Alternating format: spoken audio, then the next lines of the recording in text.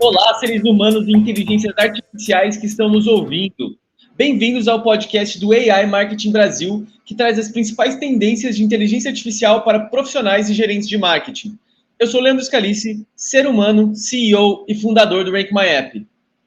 E eu sou a Juliana Assunção, também uma das sócias fundadoras aqui do Rank My App, e nós somos anfitriões aqui do AI Marketing Brasil Cast, o podcast aí focado em inteligência artificial para marketing e profissionais dessa área. Nós estamos aqui no nosso 4º episódio, então se você não assistiu ou ouviu os nossos primeiros episódios, procura a gente aí no Spotify ou no YouTube com o mesmo nome. Já estamos com todos os episódios disponíveis por lá. E já estamos começando aí com algumas continuações de assuntos, inclusive, né? Toda semana a gente está levando aí um episódio novo, acompanhando alguns assuntos e trazendo coisas novas. Toda semana tem aí algumas novidades e eu acho que vai ser o 2º ou 3º episódio que a gente vai começar falando já sobre mais rumores e mais informações sobre a OpenAI, né? Nas últimas semanas tiveram várias novidades sobre as mudanças aí nos cargos executivos, do próprio CEO, a entrada, a saída, enfim.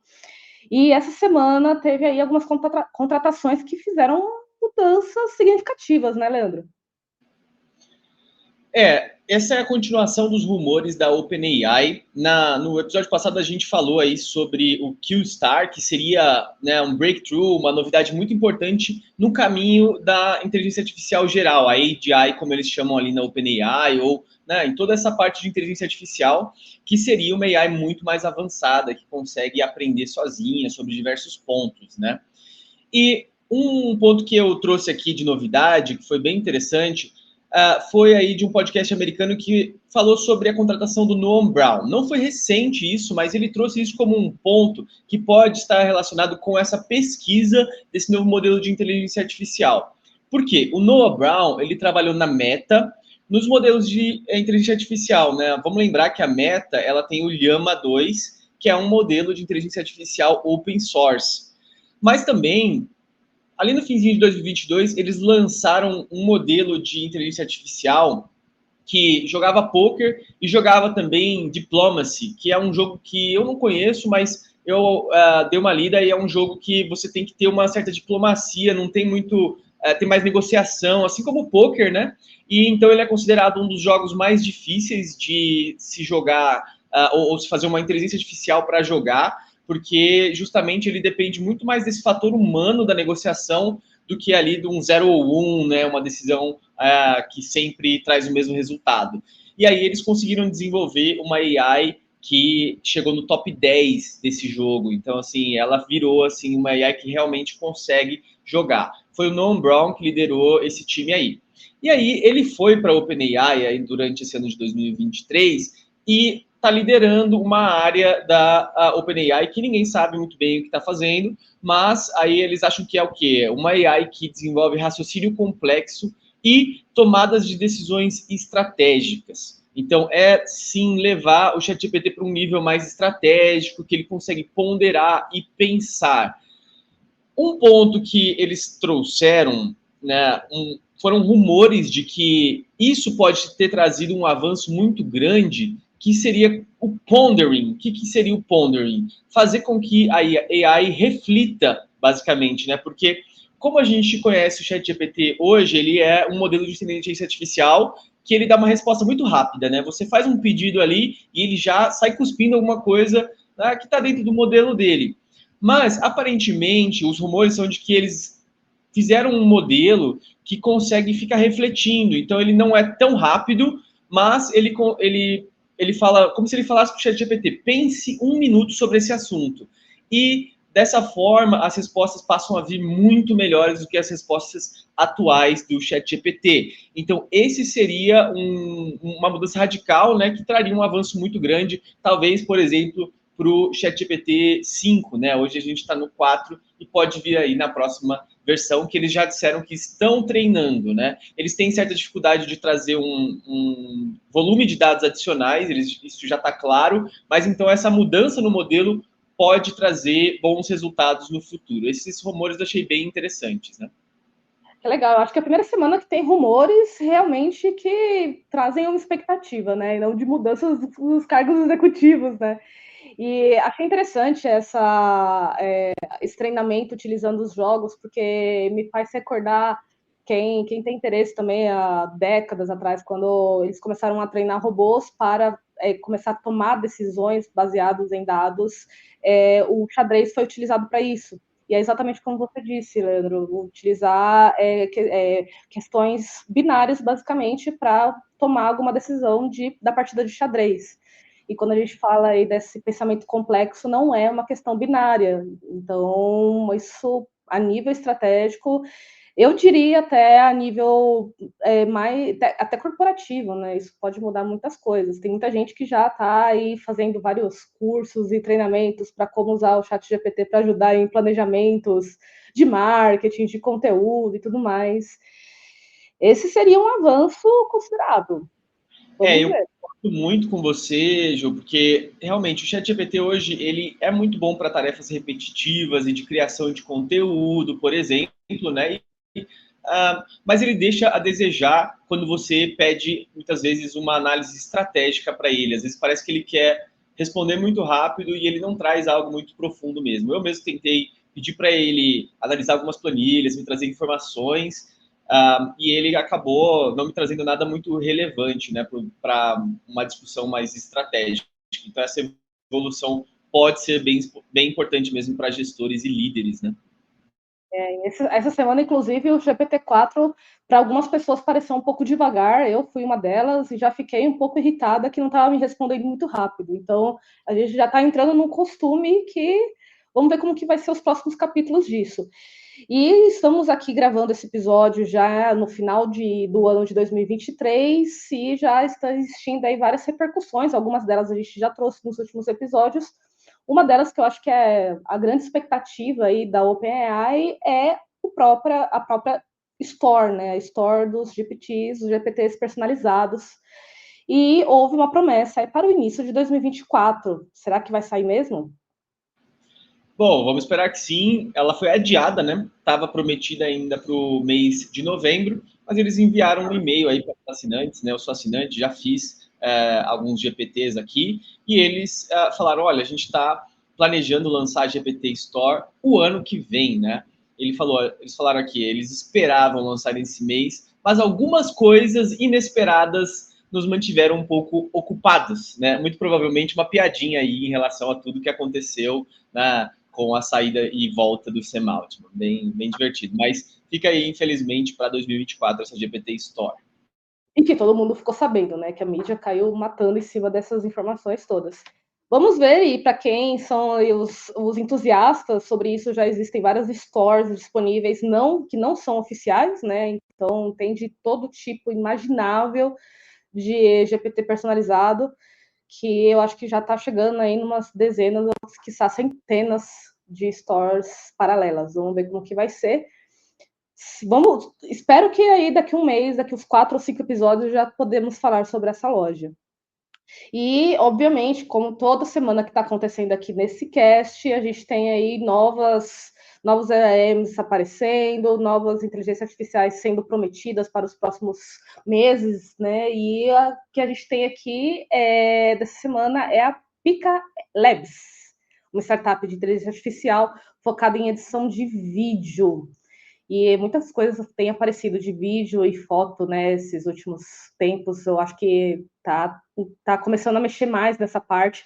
Eu acho que até pela parte de críticas, né, em relação ao que pode acontecer em relação a isso, né. E houve um financiamento significativo da Pika Labs, né, Leandro?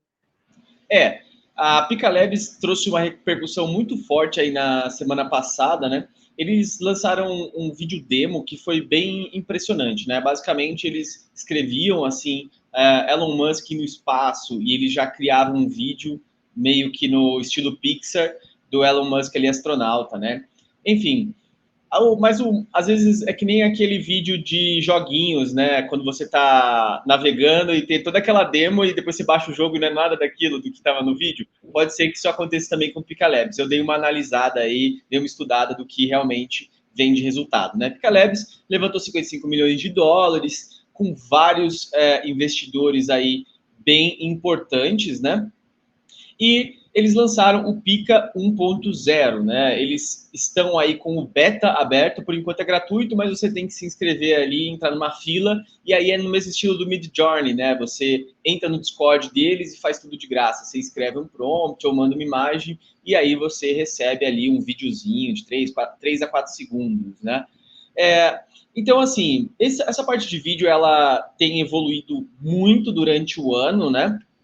E ela estava um pouco atrasada em relação à imagem, a texto, que a gente já tem algo super avançado, que é bom de utilizar, né? Mas agora que eles estão chegando num nível de coisas que realmente dá para utilizar. O Pika Labs e outros dois concorrentes aí. O Runway ML, que é um dos mais antigos, aí mais reconhecidos nessa parte de vídeo, e o Stable Video Diffusion, que também lançou um novo modelo deles aí nessas últimas semanas e também trouxe muita coisa interessante, aí, muita evolução, né? Então, como funciona? Basicamente, tem 3 modelos. O Text to Video, então você coloca um prompt de texto e ele gera um vídeo. O Image to Video, que você manda uma imagem, pede para ele animar aquilo, mover a imagem, e o vídeo to vídeo, né, que você pede alguma mudança da visão da câmera, coisas desse tipo, né? O que melhor funciona até hoje é o image to video, né? Você coloca uma imagem ali de uma pessoa e aí você anima o fundo, anima a pessoa se mexendo.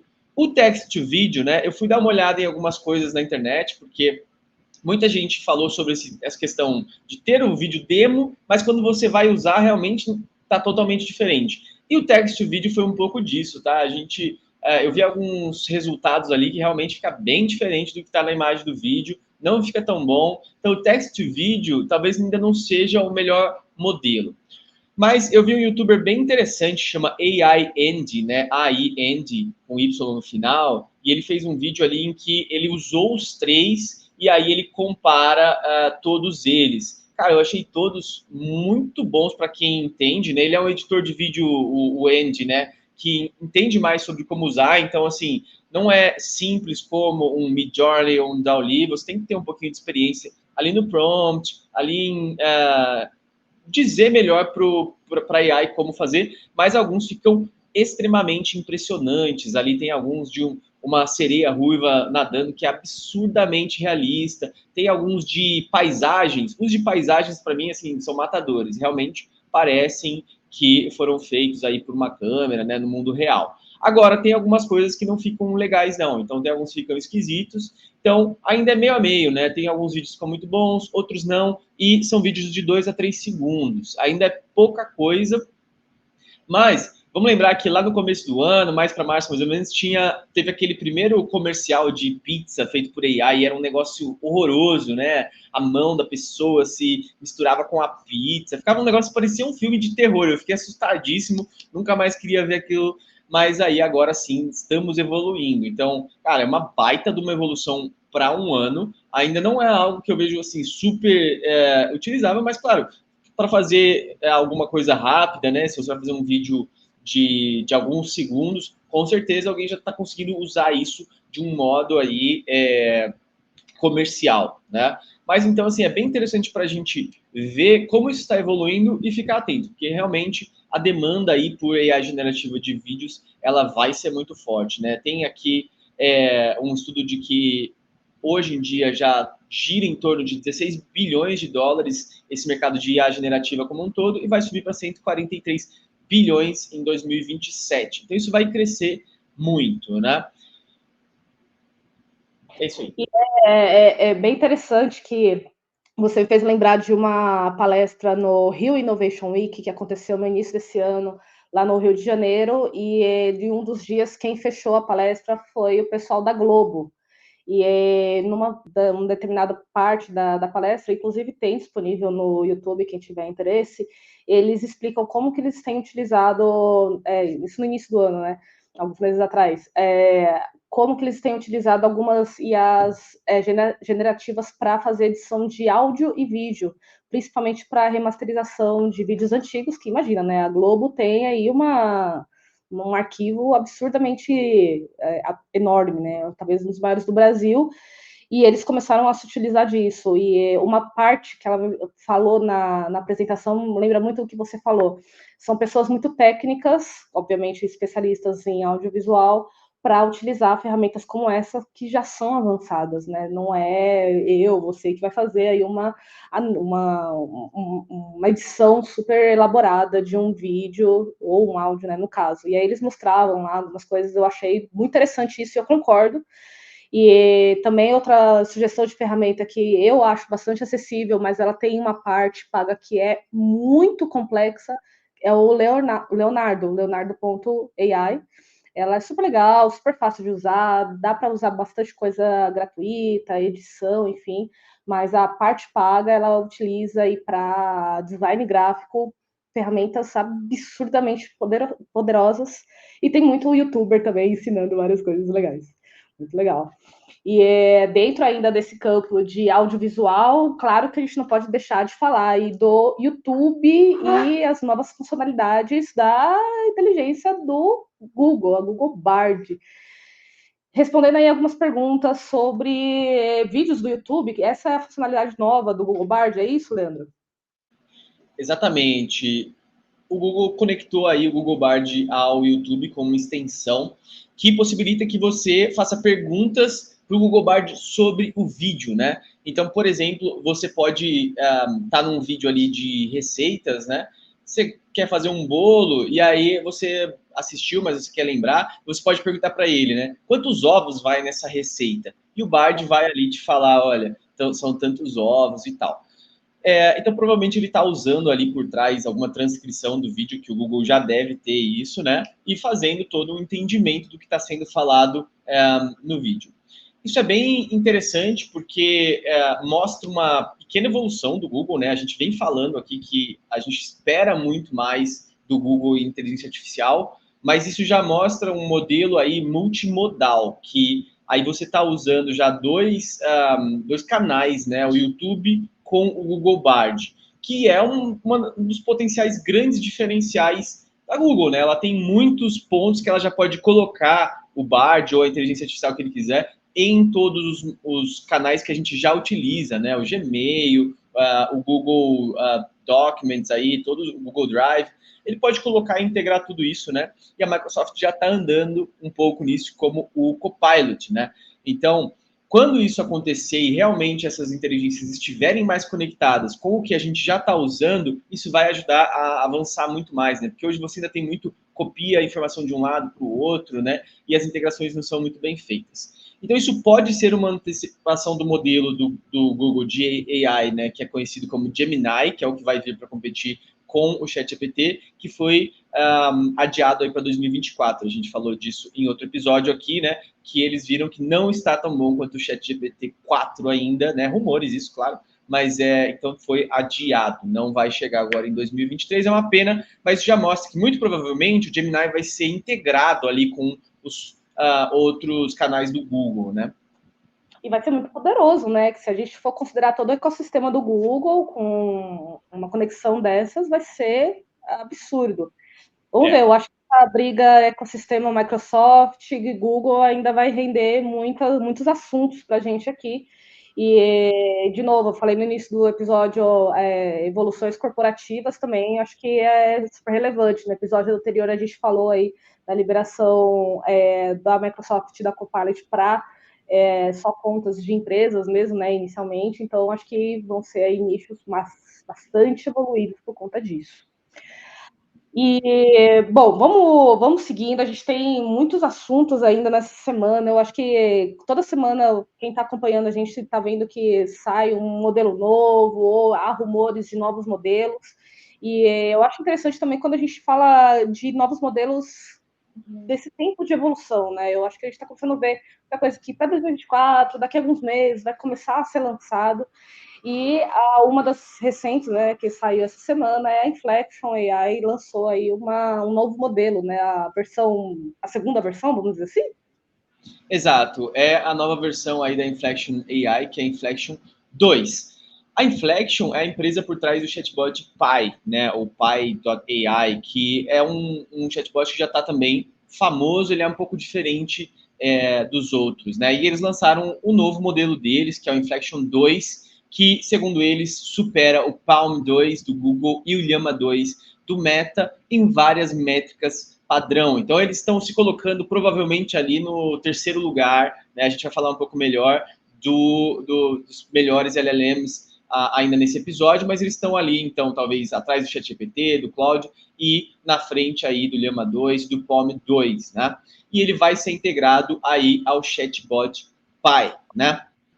Esse chatbot, ele é bem interessante porque ele vem com um foco totalmente diferente dos outros LLMs, né? A Pi, ou o Pi, né?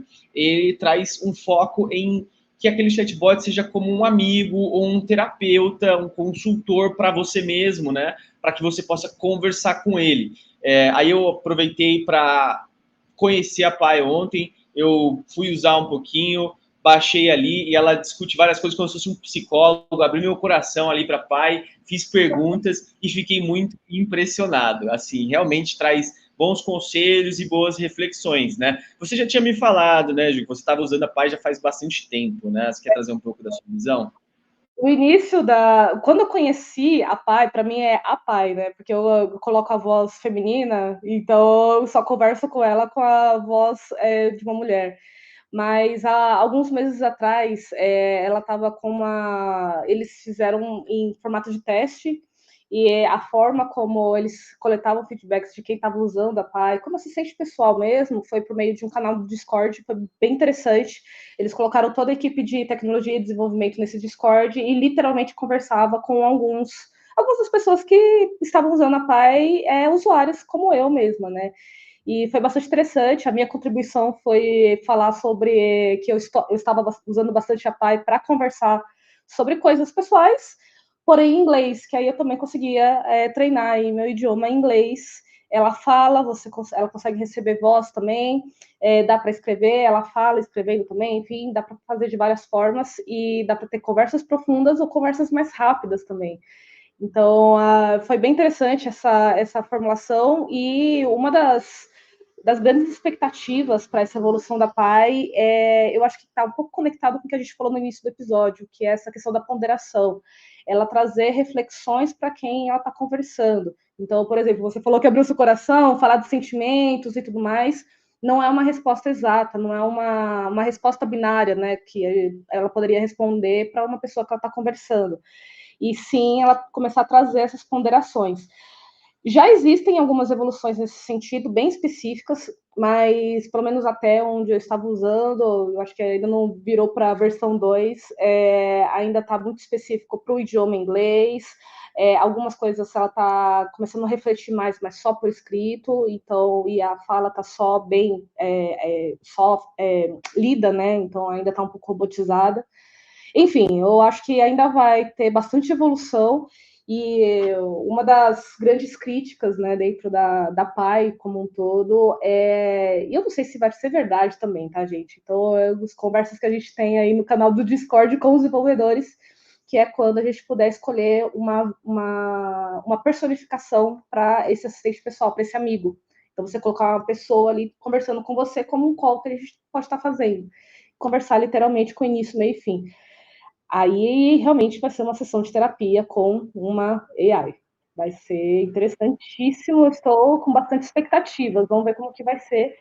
E a ideia é evoluir também em determinados campos, né? Porque é um público muito específico, então um público que quer fazer abordagens para falar de situações pessoais específicas e detalhadas. Tem também toda a questão de regulamentação que a gente tem falado nos últimos episódios também, né? Até onde ela pode fazer um diagnóstico, conversar, ou substituir realmente uma análise, por exemplo. Acho que tem muito assunto ainda que vai acontecer nos próximos, eu diria até anos, viu? Acho que não é uma coisa que vai ser tão rápida, não. E eu achei bem legal esse modelo que você trouxe aí de treinar também o próprio inglês com ela, bem legal aí para os nossos ouvintes, para gerar essa ideia. Eu falei com ela em português mesmo, em texto, e ela me respondeu super bem, deixando a brincadeira de lado. Eu realmente fiquei impressionado com as respostas, no sentido de ela me guiando num pensamento, sabe? Muitas vezes aquele pensamento que está na sua cabeça e o psicólogo muitas vezes te ajuda nisso, né? Não estou dizendo aqui que vai substituir, mas ali naquele momento eu estava sozinho em casa, eu queria pensar sobre aquele assunto e ela me guiou muito. E eu achei interessante, eu fazia uma pergunta e ela às vezes questionava em um outro ponto. Nesse outro lado aqui, que também é importante para esse assunto, o que você acha? Aí eu falava, sobre isso, para complementar, né, a nossa conversa, eu acho aquilo. Então ela ia meio que puxando mais informações para ajudar a pensar tudo aquilo. Eu achei muito interessante e também eu achei assim que eu acho muito legal que a Pai está indo em um caminho diferente do ChatGPT, ou seja, eu não vejo agora ela como, né, uma concorrente que eu vou usar para outros momentos. Então, eu acho que muitas AIs vão surgir, não concorrendo diretamente agora, mas sim em verticais específicas, né, se especializando. Eu acho que isso é bem importante, assim como empresas podem se inspirar e desenvolver soluções específicas, né? Mas vamos falar sobre um que está concorrendo diretamente com o ChatGPT. Você conhece o Claudião, Ju? Claudião, eu não ouvi isso, e quando você me mostrou, eu fiquei, do que você está falando? Então, eu não conhecia, essa informação vai ser nova para mim também. O que é o Cloud 2.1 já? O Cloud 2.1, ele é um modelo da Anthropic, né? A Anthropic é a segunda melhor aí hoje em dia na corrida dos LLMs, né? A Anthropic, ela surgiu de um pessoal que saiu da OpenAI, né?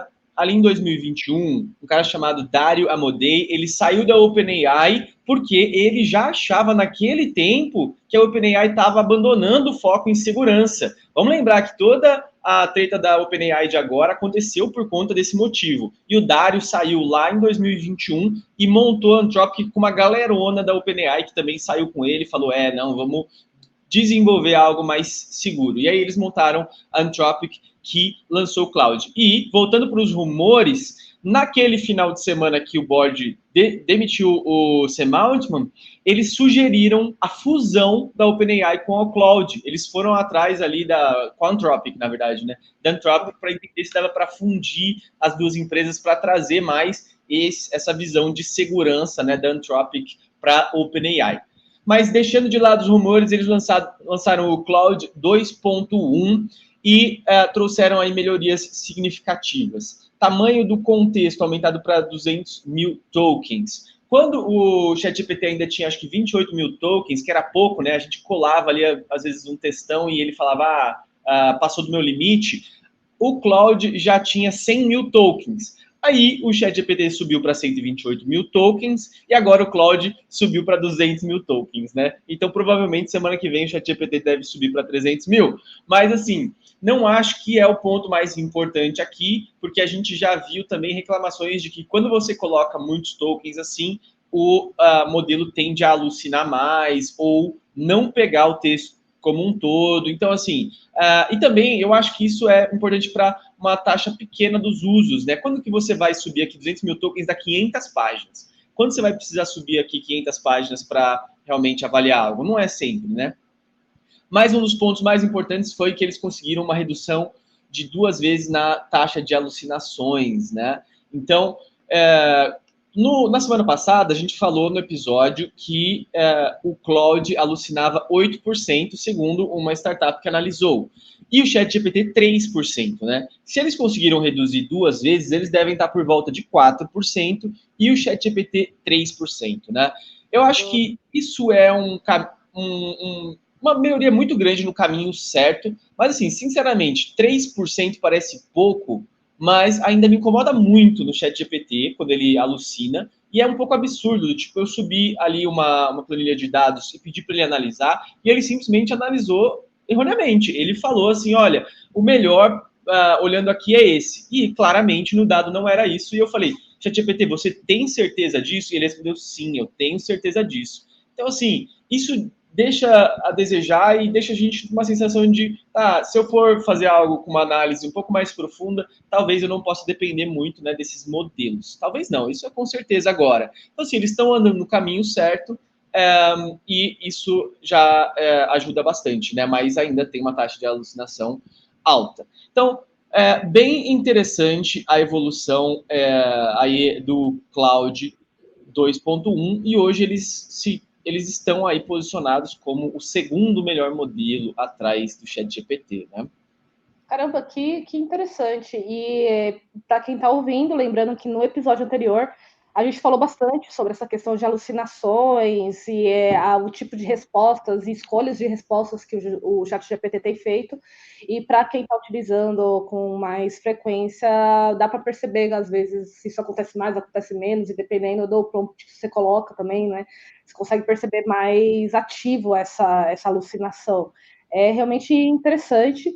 Eu, particularmente, essa semana, eu tomei uma decisão de que para algumas requisições que eu quero fazer com o ChatGPT, que eu estava fazendo com o ChatGPT depois que conectou com o Bing, que para quem está ouvindo também é a forma que ele faz pesquisas online, te dá alguns sinais com links online do que você está perguntando. Eu percebi que algumas das conexões que ele faz externas não estavam corretas. Então, eram links que até continham a keyword de alguma coisa que eu estava perguntando, que eu estava querendo saber, mas não era o link do que eu queria saber. Não tinha contexto. Então, para especificamente sinais públicos, né, que são pesquisas públicas em alguma requisição que eu estou fazendo, eu voltei a utilizar a Perplexity. Eu achei melhor nesse sentido. A Perplexity, para quem não sabe, ela utiliza ela foi a pioneira aí nesse sentido de conexão com resultados de busca. Até o momento, não foi parada. Eu acho que vai ser parada a qualquer momento, porque ela está aí sem limites. Vamos ver como que vai ser. E, bom, para a gente concluir, falamos no episódio passado também que a gente vai trazer aqui sempre testes que a gente tem feito, até para fins de profissionais de marketing mesmo, né? O que a gente consegue utilizar no nosso dia a dia de toda essa piscina de novidades que a gente tem toda semana, né? Então, Leandro, vou pedir para você trazer aí o que você testou essa semana, que você consegue compartilhar com a gente, por favor? Boa, Ju, eu entrei aí nessa piscina de novidades e testei 4 modelos de LLM diferentes. Para que eu testei? Para sumarização de artigos, basicamente, né? Fazer um resumo de artigos. E o que eu queria? Um resumo que trouxesse todas as informações relevantes, não deixando nada de lado, de forma concisa e direta em bullet points em português do Brasil. Foi esse mais ou menos o prompt que eu usei e eu utilizei 4 modelos de LLM diferentes. O ChatGPT 4, que é o mais avançado da OpenAI, o Claude 2.1, que já é esse novo modelo da Anthropic, o Palm 2, que é o do Google, e o Llama 2, que é o modelo do Facebook, né, do Meta. E eu usei todos esses, e eu vou até contar aqui, vou dar uma dica legal de como eu consegui utilizar todos esses em menos de 10 minutos. Eu usei uma ferramenta que chama Magai, ou MAGAI.co, né? MAGAI.co. Essa ferramenta, ela se conecta diretamente com as APIs dessas ferramentas, e aí você paga, de certa forma, por créditos. E aí você só muda ali em cima, né, o modelo que você está usando. Olha, estou usando o ChatGPT, agora eu clico, já estou usando o Claude. Eles têm até um free trial que eu estou usando agora, que ele dá 10 mil palavras aí, né, durante 7 dias. E depois, um ponto que eu achei bem interessante é que você pode ter vários usuários dentro da mesma assinatura, né? Por exemplo, numa empresa, você pode fechar aqui 100 usuários e aí você tem 1 milhão de palavras para usar durante o mês, né? Eu ainda não terminei de testar no meu free trial, mas eu ainda tenho a sensação de que o número de palavras que você tem na assinatura é baixo se você é um heavy user de AI, né? Porque, por exemplo, pelo tanto que eu usei, que você usa, eu acho que já ficaria mais caro do que assinar o ChatGPT, né? Mas, por exemplo, vou dar um exemplo aqui do plano mais barato, que é $9, né? Comparando com o ChatGPT, que são $20, ele te dá 20 mil palavras. Se alguém usa pouquinho, né, metade ali do preço do ChatGPT, talvez valha a pena, mas como o ChatGPT aí é ilimitado, né, o acesso direto, né, ele tem uma limitação de 50 ou 40 prompts por hora, né? É difícil você usar essa limitação. Mas, assim, eu acredito que você, sendo um heavy user, você vai acabar com a sua cota aqui do Mad AI muito rápido. Mas, enfim, eu utilizei, e aí o que eu fiz? Joguei 2 ou 3 artigos aqui no Mad AI e fui vendo aqui, simulando os resultados com cada um dos modelos de LLM. E o que eu obtive? Os 2 melhores foram ChatGPT 4 e o Claude 2.1. E olha só, eu fiquei em cima do muro eu até achei o Cloud um pouco melhor. Uma surpresa, que eu sou fã do ChatGPT, eu sou fanboy, sempre falo muito bem, mas, cara, eu fiquei surpreso. Eu achei que o Cloud, ele estava muito parecido com o ChatGPT, talvez até melhor, trouxe mais fatos e, assim, menos palavras que não adicionavam nada, sabe? Mas foi muito parecido mesmo o texto deles, eles trouxeram todas as informações de uma forma concisa. Sim, fiquei super satisfeito com o resultado, tanto do ChatGPT 4 quanto do Cloud 2.1. Eu acho que como ferramentas de resumo com o prompt correto, assim, realmente é algo que assim já está no nível de resumo muito bom. Não tem muito o que melhorar, né? Eu tenho até uma dica desse prompt que eu só vou dar nos próximos episódios, hein? Eu vou guardar para o pessoal ouvir depois. Vamos falar dos próximos dois, que foram o Palm. O Palm do Google, ele trouxe um resumo bem feito, mas assim, acho que metade do tamanho do resumo dos outros dois e com muito menos informação. Muito menos informação do que... Então, assim, não achei bom, não usaria para trazer resumo. Para mim, assim, não fez sentido, não foi suficiente para eu minimamente querer utilizar o Palm daqui para frente, Palm 2. Llama 2, para mim foi o pior de todos, né? Tem gente que gosta do Llama, foi um resumo fraco, menos informação do que todos os outros, e, assim, o que eu achei mais absurdo, não seguiu nem a estrutura que eu pedi. Não trouxe os bullet points, não trouxe de um modo conciso, me pareceu mais uma redação ali aberta sobre o tema, sabe? Assim, para mim, Llama 2 e Palm 2 não passaram aí no meu teste pessoal, não vou utilizá-los mais, pelo menos no modelo atual, para resumir artigos, mas achei bem interessante esse teste, porque eu vi aqui finalmente um concorrente à altura, pelo menos para esse tipo de trabalho, concorrente ao ChatGPT, que é o Cloud 2, que a partir de agora Cloud 2.1 eu estou usando. Eu vou começar a usar mais o Claudião. Claudião. Olha, eu pessoalmente não fiz esse teste no detalhe, mas eu usei só o Llama 2, assim que começou a popularizar mais. Não gostei, não respondia nada do que eu pedia, eu achei muito confuso, assim, tinha que ficar, sabe, insistindo no que eu queria perguntar, e eu acabei desistindo logo de primeira, e eu particularmente não conheço ninguém que está gostando, então concordo com você. Muito interessante esse teste, eu acho que pode ser aí bastante relevante, principalmente para quem trabalha com copy, redação, publicitária principalmente, que passa por muitas coisas nesse sentido de palavras, resumos. Vamos ver, gostei e quero saber na semana que vem como que vai ser a continuação desse teste. Na semana que vem também a gente vai trazer aí mais novidades de inteligência artificial, focado aí para profissionais da área de marketing e afins. Então, espero aí que todos tenham gostado desse episódio. Leandro, te vejo no próximo episódio, então? Nos vemos lá. Vamos lá. Até semana que vem, pessoal. Tchau.